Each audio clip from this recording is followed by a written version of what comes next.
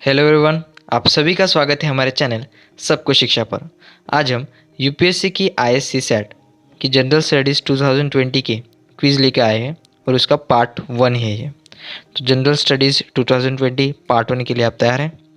सबसे पहला question, what are the advantages of fertigation in agriculture? Agriculture में fertigation के क्या क्या एडवांटेजेस हैं? ऑप्शन है, कंट्रोलिंग द अल्केनिलिटी of irrigation water is possible.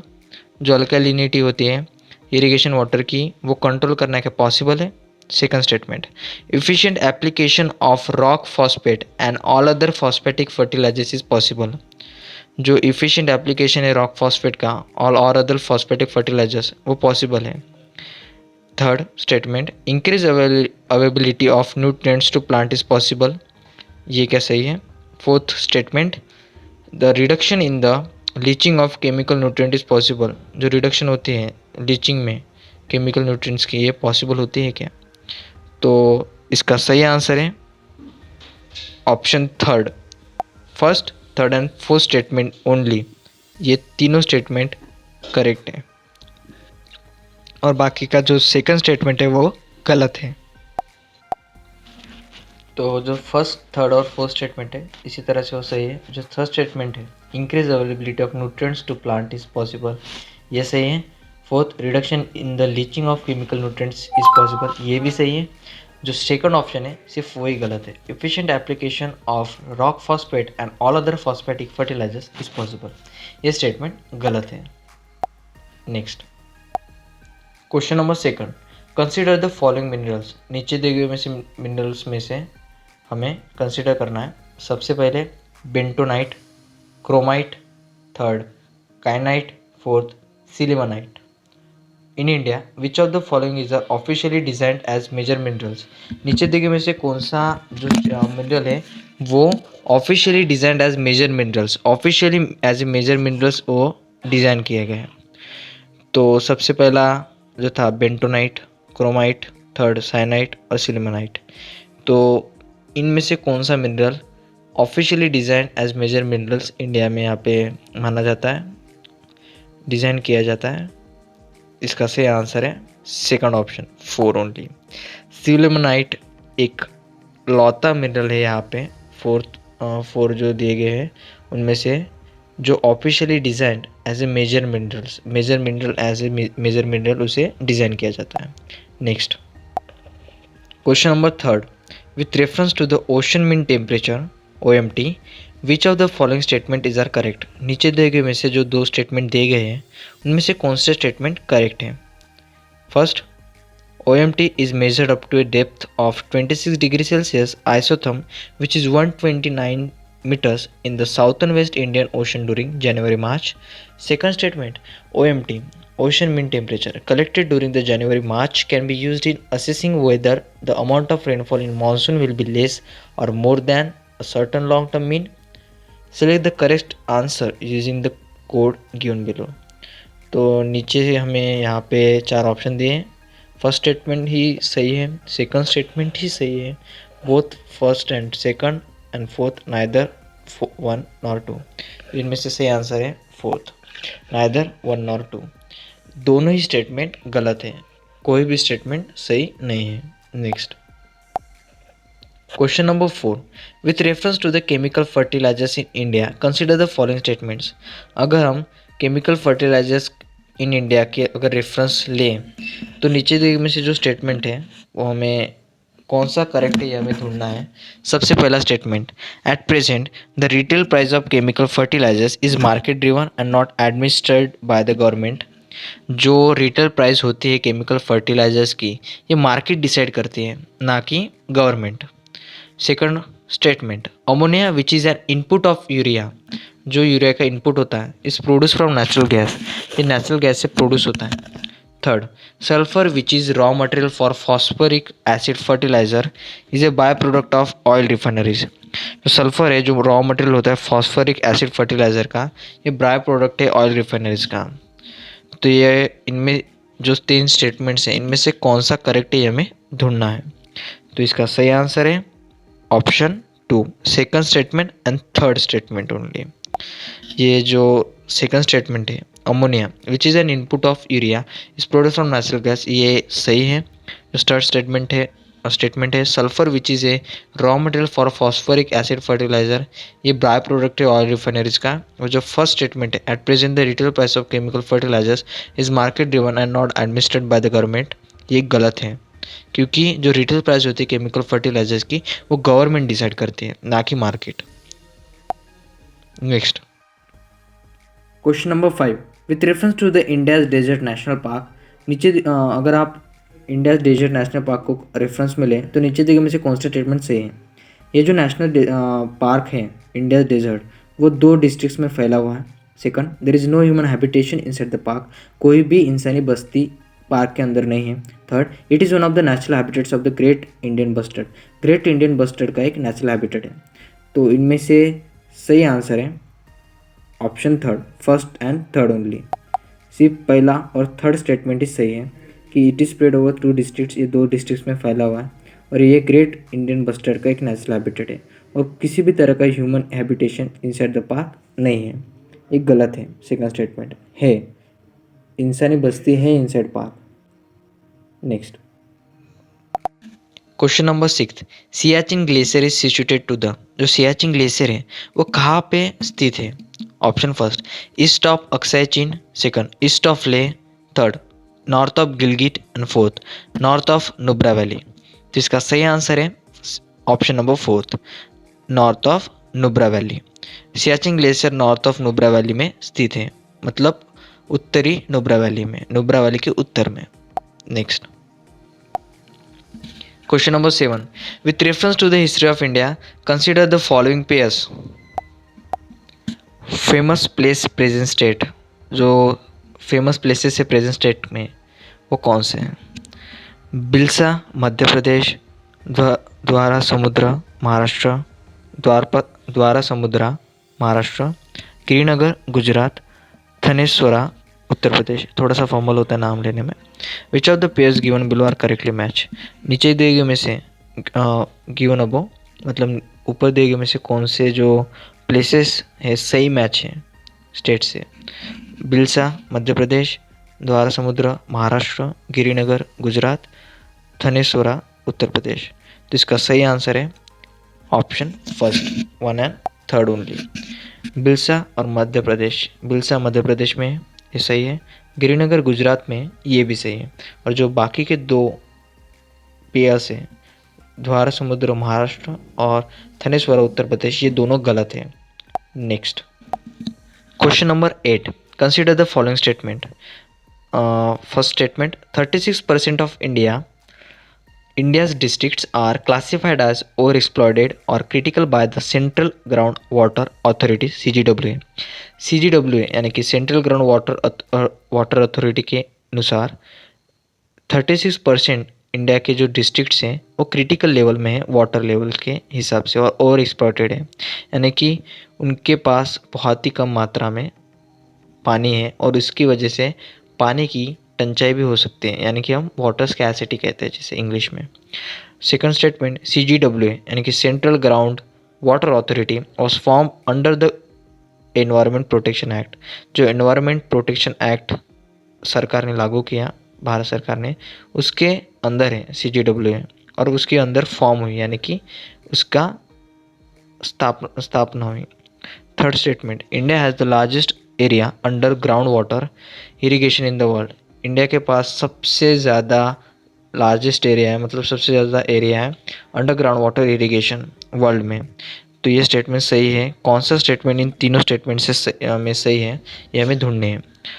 तो इसका सही आंसर है option second and third only, यानी कि जो सेकंड स्टेटमेंट है CGWA was form under the environment protection act, ये सही है। और third statement, India has the largest area under the ground water irrigation in the world, ये भी सही है। और जो फर्स्ट स्टेटमेंट है 36% of India's districts are classified as over exploited और critical by the central ground water authority, ये गलत है।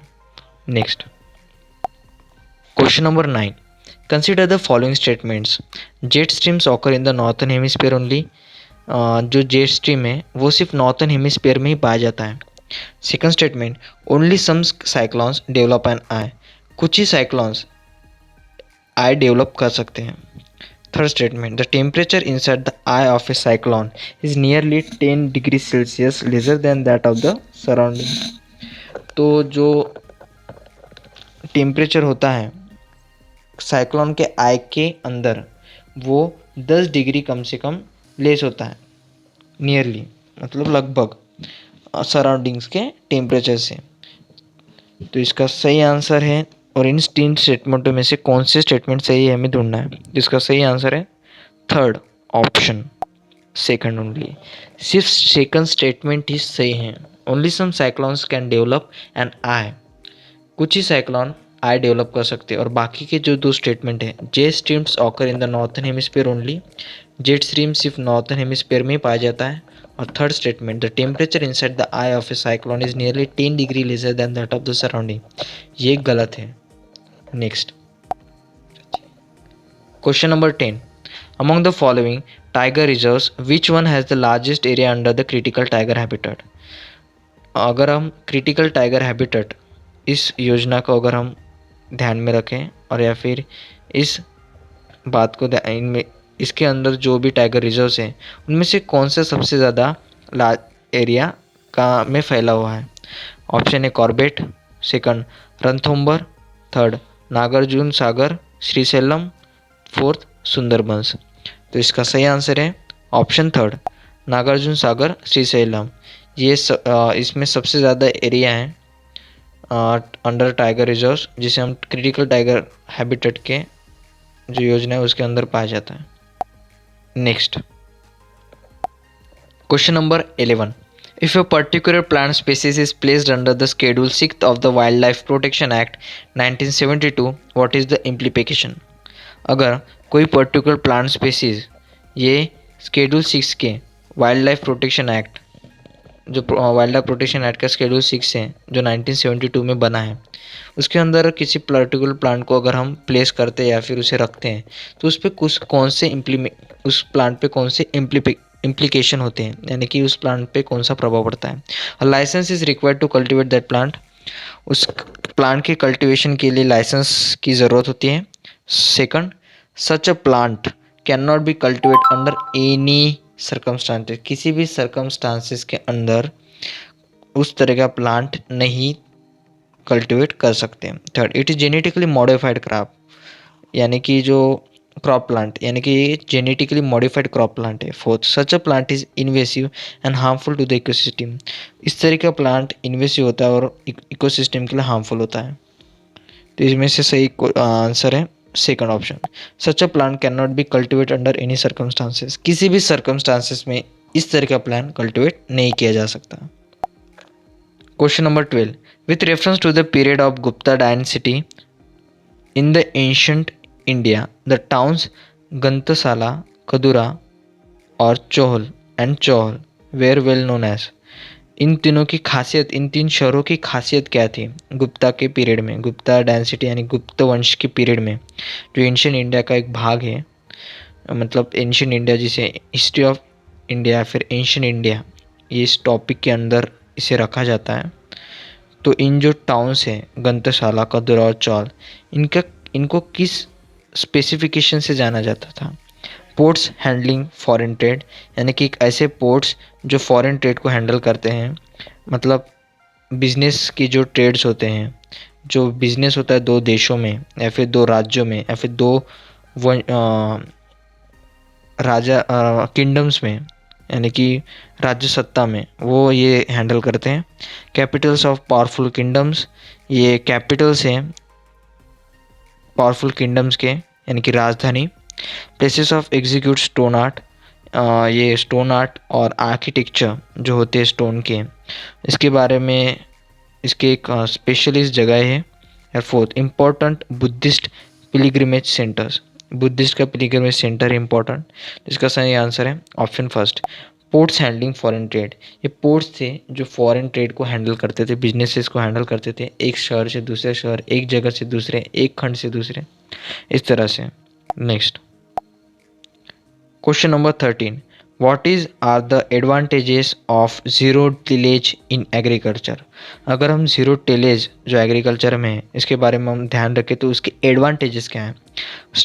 First statement, sowing of wheat is possible without burning the residue of previous crop. Second, without the need for nursery of rice saplings, direct planting of paddy seeds in the wet soil is possible. Third, carbon sequestration in the soil is possible. और इन तीनों statement से हमें correct statement यहाँ पे choose करना है। तो इसमें से सही आंसर है fourth, first, second and third statement, all of the three ये सही है। Sowing of wheat is possible without burning the residue of previous crop. जो प्रीवियस क्रॉप है उसको जलाए बिना हम व्हीट की सोइंग कर सकते हैं, ये पॉसिबल है। Without the need for nursery of rice saplings, direct planting of paddy seeds in the wait soil is possible. अगर हम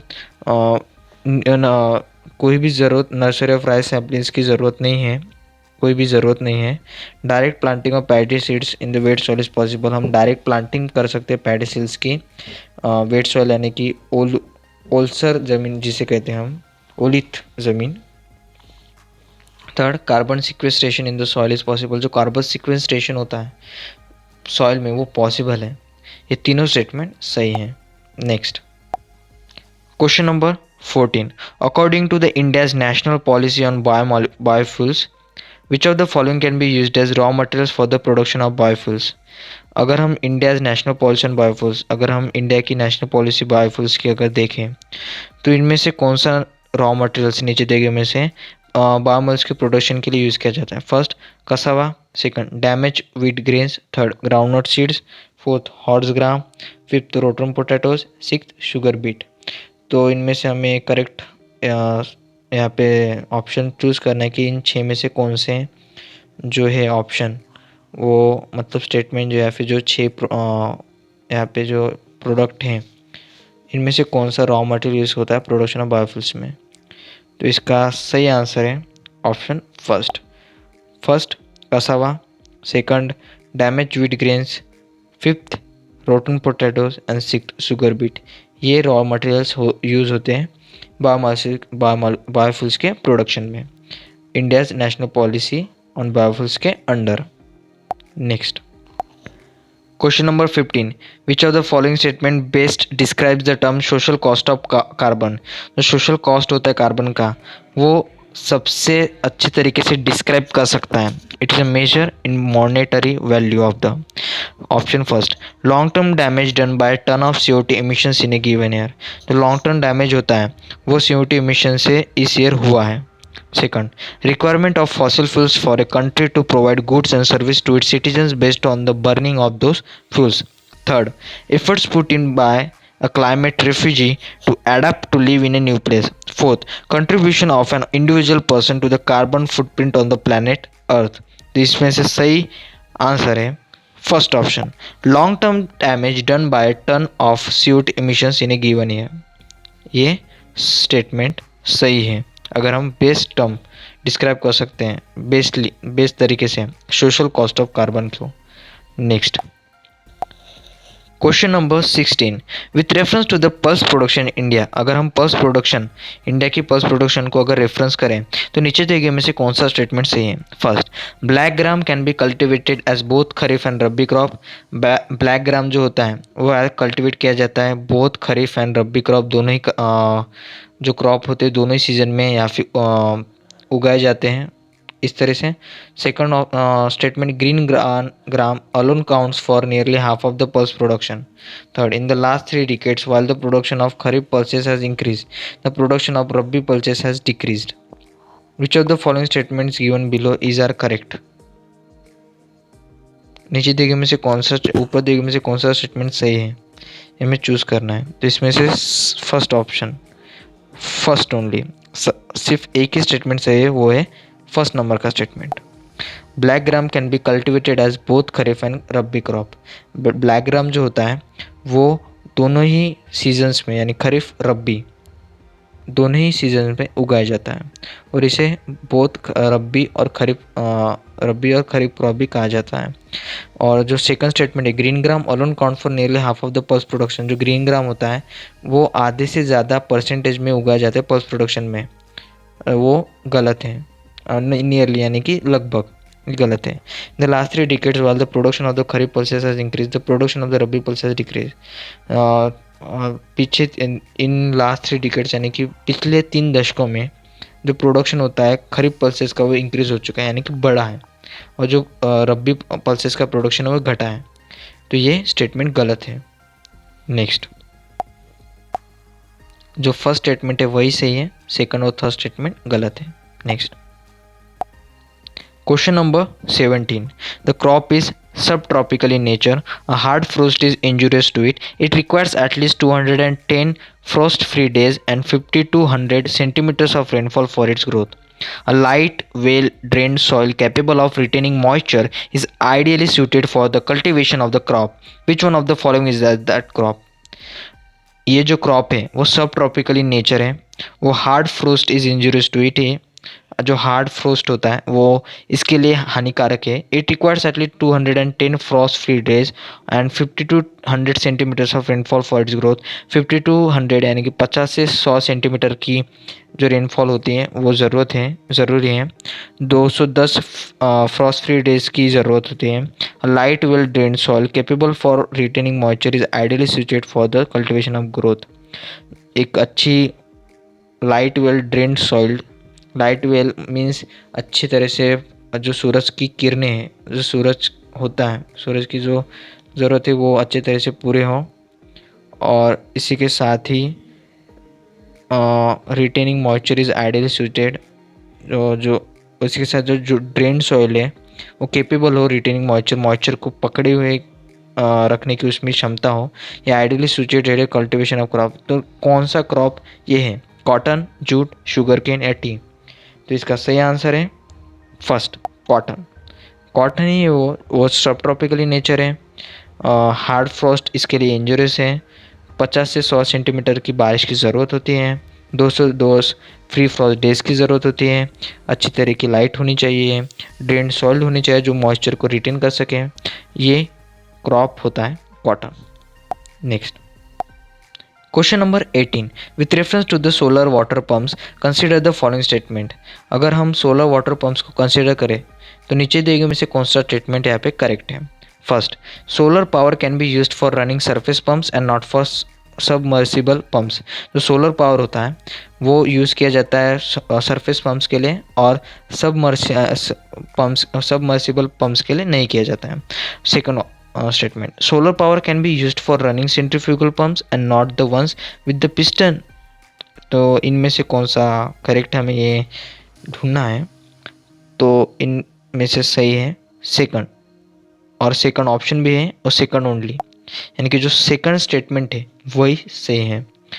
solar power can be used for running centrifugal pumps.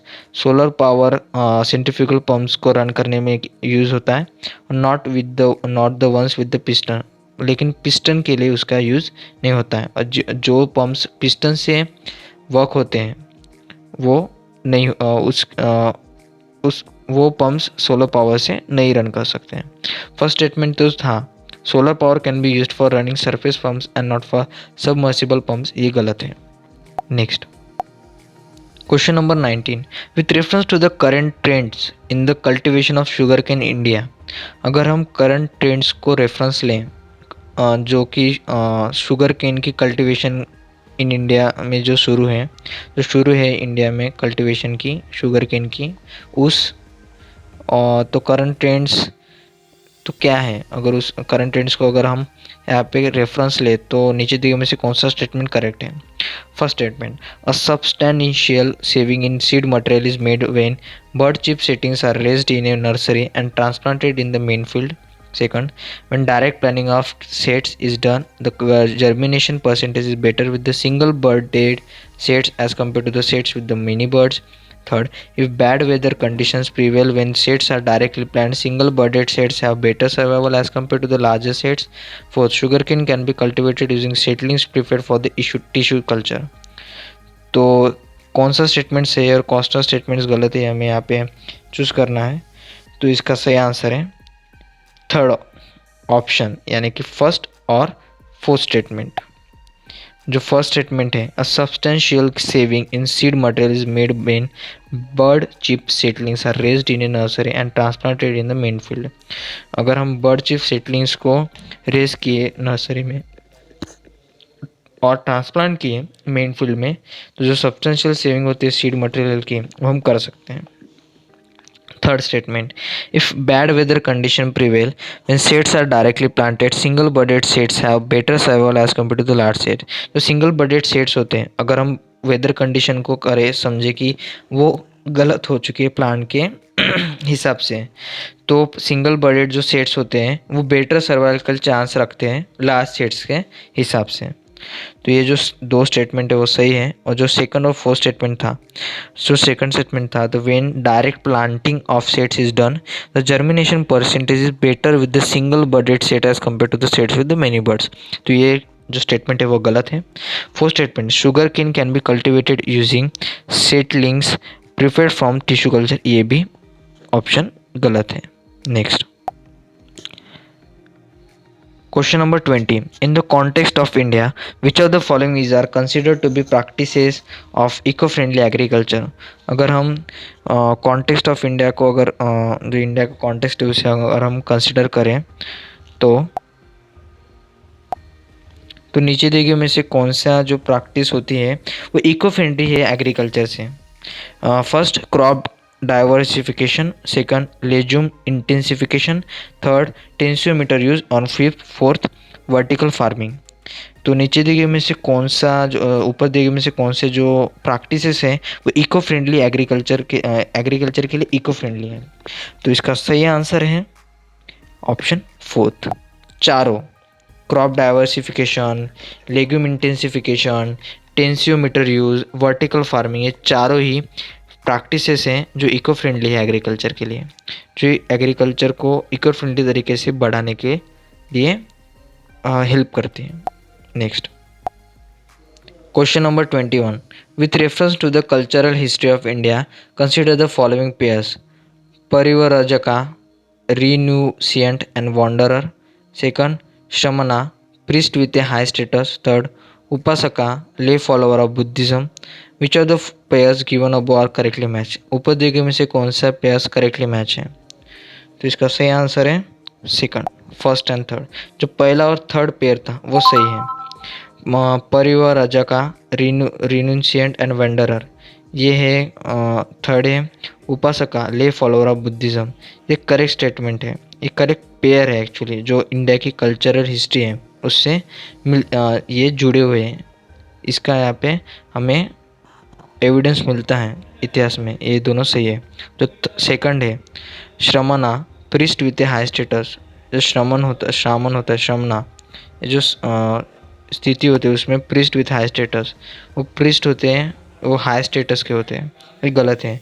जो परिवरजका, रिन्यूसमेंट and wanderer, ये सही है। उपासका, ले follower of Buddhism, ये सही है। जो फर्स्ट एंड थर्ड स्टेटमेंट ये सही है, और जो सेकंड पेयर है वो गलत है। Next question number 22, which reference to the Indian elephant consider the following statement. अगर हम इंडियन एलिफेंट्स को कंसिडर करें, यानी कि भारतीय मूल के हाथी, तो नीचे दिए गए में से कौन से स्टेटमेंट करेक्ट है? First statement, the leader of an elephant group is a female. जो लीडर होती है एलिफेंट ग्रुप की वो एक मादा होती है, फीमेल होती है। Second statement, the maximum gestation period can be 22 month. जो जेस्टेशन पीरियड होता है वो ज़्यादा से ज़्यादा 22 मंथ्स का होता है, जो जेस्टेशन पीरियड कहा जाता है इंडियन एलिफेंट्स का। Third statement, an elephant can normally go on calving till the age of 40 years only. जो एलिफेंट होती हैं इंडियन एलिफेंट्स, वो नॉर्मली काल्विंग सिर्फ 40 साल तक ही कर सकती है। Fourth statement, among the states in India the highest elephant population is in Kerala. अगर हम हाइस्ट एलिफेंट पॉपुलेशन को अगर हम देखें कि कौन से स्टेट में सबसे ज़्यादा एलिफेंट्स पाए जाते हैं, तो सबसे, अगर इंडिया की बात करें तो वो केरला स्टेट में सबसे ज़्यादा पाए जाते हैं। तो इसका सही आंसर है फर्स्ट, जो फर्स्ट ऑप्शन सही है, यानी कि फर्स्ट स्टेटमेंट और सेकंड स्टेटमेंट ही सही है। फर्स्ट स्टेटमेंट क्या था? The leader of an elephant group is a female. एक अगर एलिफेंट ग्रुप है तो उसकी लीडर कौन होगी? एक मादा ही होगी, एक फीमेल ही होगी, ना कि मेल, ना कि नर। और जो सेकंड स्टेटमेंट है, the maximum gestation period can be 22 month. जो मैक्सिमम जेस्टेशन पीरियड होता है वो 22 मंथ्स का होता है इंडियन एलिफेंट्स का। और जो थर्ड और फोर्थ स्टेटमेंट है वो गलत है। Elephant can normally go on calving till the age of 40 years only. 40 साल तक ही जो एलिफेंट होती है वो नॉर्मली काल्विंग कर सकती हैं, ये गलत है। और among the states in India the highest elephant population is in Kerala, तो ये गलत है। सबसे ज़्यादा एलिफेंट की पॉपुलेशन केरला स्टेट में नहीं है इंडिया में। Next question number 23, which of the following protected areas are located in Kaveri basin. Kaveri basin में नीचे दिए गए में से कौन सा प्रोटेक्टेड एरिया लोकेटेड है। Option first, Nagarhole national park, second Papikonda national park, third Sathyamangalam tiger reserve, fourth Wayanad wildlife sanctuary. Wayanad wildlife sanctuary. तो नीचे दिए गए में से कौन से प्रोटेक्टेड एरिया जो कावेरी बेसिन में लोकेटेड है, तो इसका सही आंसर है option third. First, third and four only. जो पहला है नागरहोले नेशनल पार्क वो कावेरी बेसिन में पाया जाता है, पपीकोंडा नेशनल पार्क वो भी कावेरी बेसिन में पाया जाता है, और चौथा वायनाड वाइल्ड लाइफ सेंचुरी वो भी कावेरी बेसिन में पाया जाता है। ये तीनों प्रोटेक्टेड एरियाज है जो कावेरी बेसिन में लोकेटेड है। और जो थर्ड ऑप्शन है सत्यमागलम टाइगर रिजर्व, सत्यमंगलम मंगलम टाइगर रिजर्व, ये गलत है। ये कावेरी बेसिन में पाया जाता नहीं है, लेकिन ये प्रोटेक्टेड एरिया है। Next question number 24, with reference to the India's biodiversity Ceylon frogmouth, coppersmith barbet, grey chinned minivet and white throated redstart are. अगर हम इंडिया के बायोडाइवर्सिटी को रेफरेंस लें तो Ceylon frogmouth, coppersmith barbet, grey chinned minivet and white throated redstart ये क्या है। Birds है, प्रीमेट्स है, रेप्टल्स है, एम्बियन एम्फीबियंस है, यानी कि जो पानी में भी रह सकते हैं और ज़मीन पर भी। उसके एग्जांपल है फ्रॉग जो पानी में भी सर्वाइव कर सकते हैं और ज़मीन पर भी। तो इसका सही आंसर है ऑप्शन फर्स्ट, बर्ड्स। जो Ceylon frogmouth, coppersmith barbet, grey chinned minivet और वाइट थ्रोटेड रेस्टार्ट ये चारों बर्ड्स हैं। Next Question number 25. Which one of the following protected area is well known for the conservation of a subspecies of the Indian swamped deer Basinga that thrives well on hard ground and is exclusively carnivorous? सबसे पहला option है Kanha national park, second Manas national park, third Mudumalai wildlife sanctuary, fourth Tal Chhapar wildlife sanctuary. इसका सही answer है Kanha national park.